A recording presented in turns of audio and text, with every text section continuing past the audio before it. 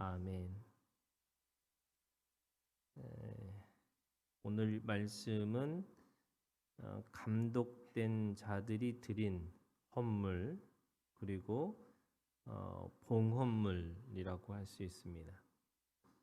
이 감독됐다라고 하는 말은 2절에 있는 말씀에 보니까 이스라엘 지휘관들 곧 그들의 조상의 가문의 우두머리라고 얘기하고 있습니다.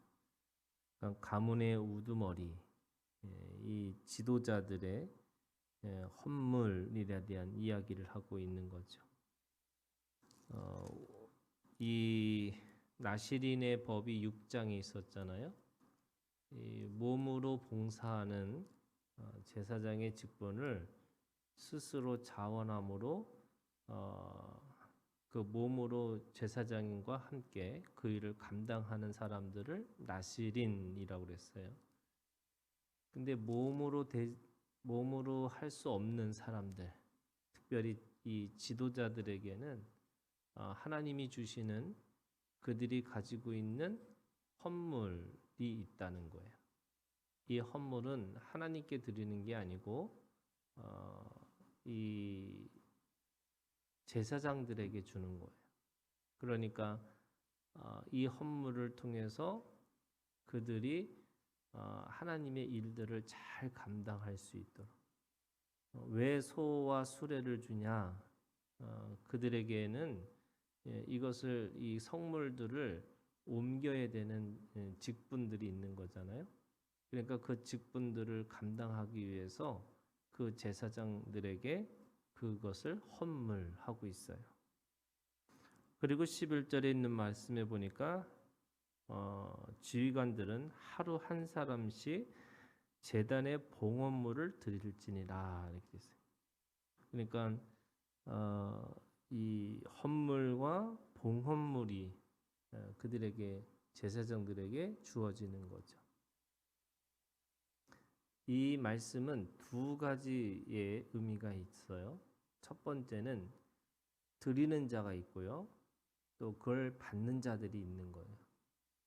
첫 번째 드리는 자, 이 제사장들에게 드리는 자가 누구냐면 지도자들, 그러니까 감독된 자들, 우두머리 이렇게 얘기하고 있죠. 이들에게는 뭐가 있냐면 백성들을 책임지는 일들을 하고 있는 거예요. 그런데 책임지는 일들이 있지만 그 책임이 뭘로부터 오냐면요, 자원함으로부터 오는 거예요. 그래서 그 자원함이 뭐가 되냐면 책임이 돼요. 그리고 그 책임이 더 나가면 헌신이 되는 거예요. 그래서 이들이 가지고 있는 마음은 어디서부터 시작하는 거냐면 자원, 책임, 그리고 헌신 이렇게 되는 거예요. 그런데 종교가 타락하면요, 이 헌신부터 나가는 거예요. 그래서 헌신하고 책임지고 자원함으로 하라 이런 거예요. 그러니까 거꾸로 하라는 거죠. 우리가 옛날부터 배웠던 게 뭐냐면 뭔가 자기가 책임을 지면 그냥 자원하면 거꾸로 생기는 거라고 이렇게 배웠어요. 그런데 하나님과 우리의 관계도 정확하게 자원함으로부터 시작해야지 그것이 책임으로 가고 그 책임이 남을 위해서 헌신할 수 있는, 희생할 수 있는 마음으로 가는 거예요. 그래서 이 자원함이라는 게 즉시 온전히 기쁘게 내가 그 일을 감당하는 거죠. 그런데 이 우두머리들에게는 뭐가 있냐면 책임이라는 것을 가지고 얘기하고 있어요. 하나님이 그들에게 책임을 주셨다는 거예요. 어떤 책임이냐면 헌물과 봉헌물을 통해서 이 제사장들이 제사를 잘 드릴 수 있도록 이 우두머리들에게는 하나님이 주시는 책임, 그 공동체에 대한 책임이 있는 거죠. 그래서 우리가 교회라고 하는 것은 결국 그 교회 안에 모든 사람에게 책임을 주는 게 아니고요. 어떻게 보면은 교회 안에 있는 직분자들에게 하나님께서 주시는 책임이 있는 거죠. 그 책임이라는 게 오늘 말씀해 보니까 직임이라고 그래요. 직임.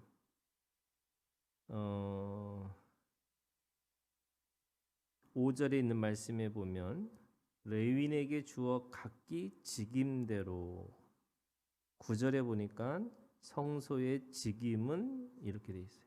직임.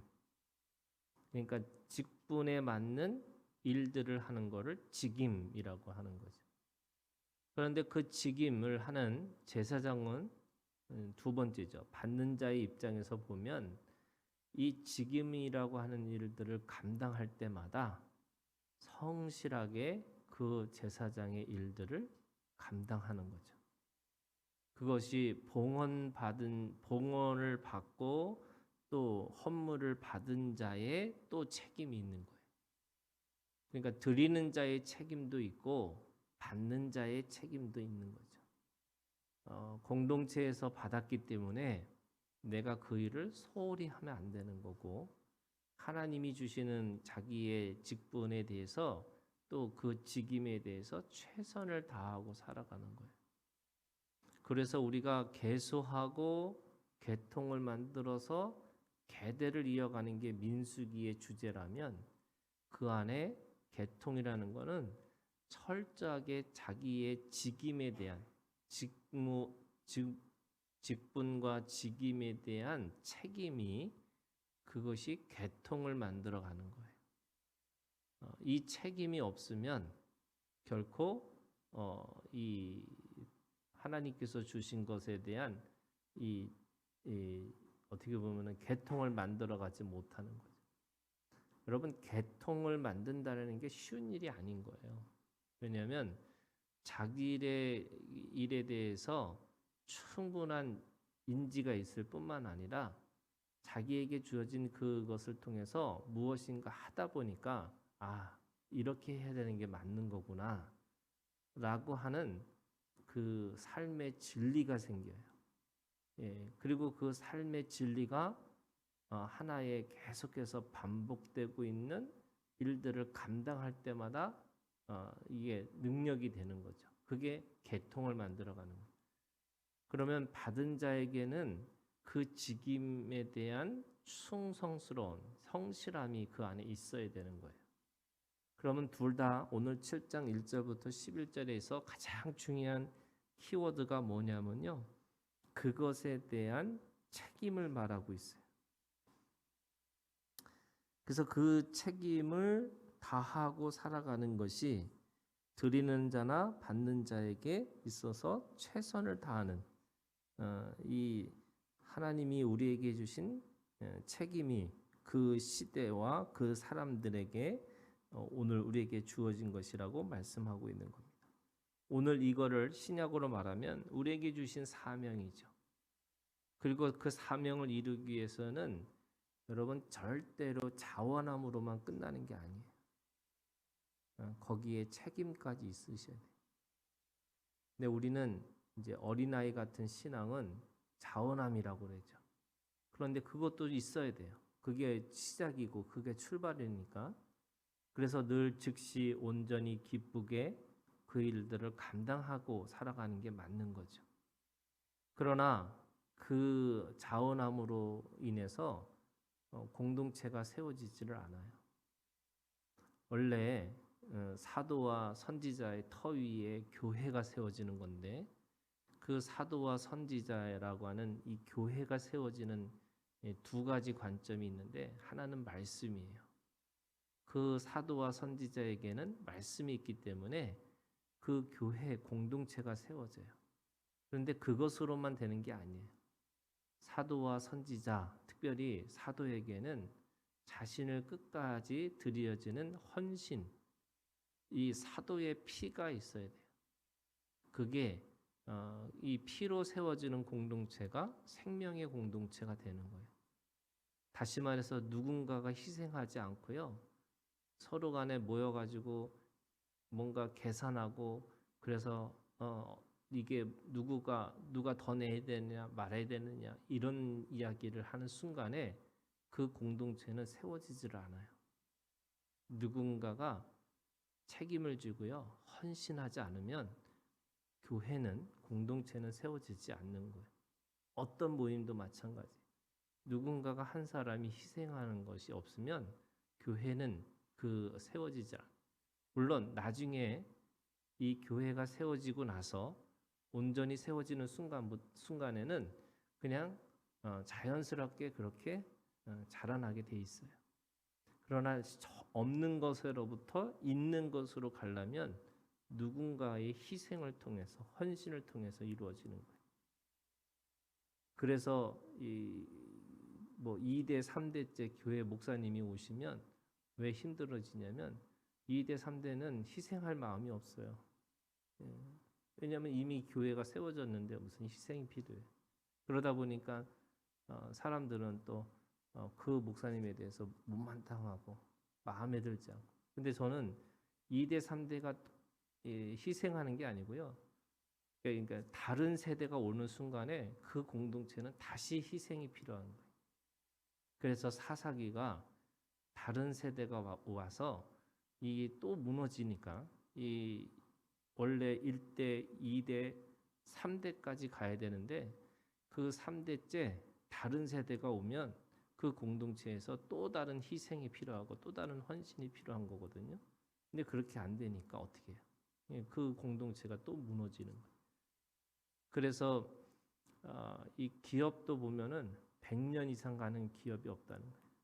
교회도 공동체가 100년 이상 가는 공동체는요. 거기에 1대, 3대 계속 다른 세대 속에서 희생과 헌신이 있기 때문에 그 교회가 공동체가 세워지고 그 안에서 그 공동체가 전통을 이어가는 거거든요. 똑같아요. 오늘 이 민수기에서 이 각각의 족장들이 헌물과 봉헌물이라는 거는 그 공동체를 책임지는 그들의 희생을 통해서 또 그 희생을 기억하고 이것을 받고 있는 제사장들이 또한 자신이 가지고 있는 직분에 대한 직임에 대한 책임을 가지고 또 헌신하는 걸 통해서 그게 공동체 안에서 하나님의 이 서로가 서로를 이 헌신하면서 사랑하는 공동체로 그게 이스라엘이고 오늘 우리에게는 영적인 이스라엘을 교회 안에서 그렇게 만들고 살아가라고 말씀하고 있습니다.